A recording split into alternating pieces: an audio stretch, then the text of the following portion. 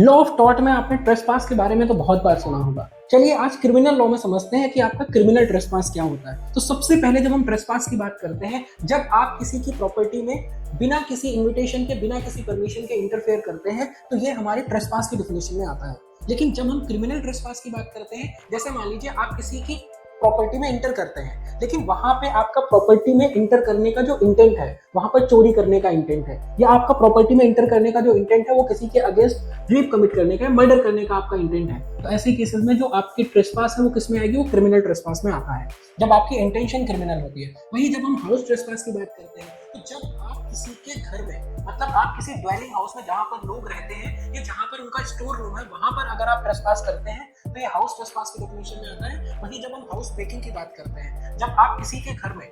बिना main gate से आप इंटर नहीं करते, आप कोई एक अलग रास्ता बनाते हैं, जैसे मान लीजिए आपका कोई ऊपर का गेट है, आप वहां पे स्टेयरकेस लगा करके जाते हैं, या मान लीजिए आप कोई दूसरा रास्ता बनाते हैं, या अगर मान लीजिए कोई वॉचमैन, आप उसको पैसे दे करके गेट ओपन रखवाते हैं। मतलब क्या है कि आप नेचुरल वे से घर में इंटर नहीं करते, आप किसी दूसरे तरीके से घर पे इंटर करते हैं, तो ये हाउस ब्रेकिंग में आता है। तो ये हमारा बेसिक डिफरेंस होता है क्रिमिनल ट्रेसपास, हाउस ट्रेसपास और हाउस ब्रेकिंग में।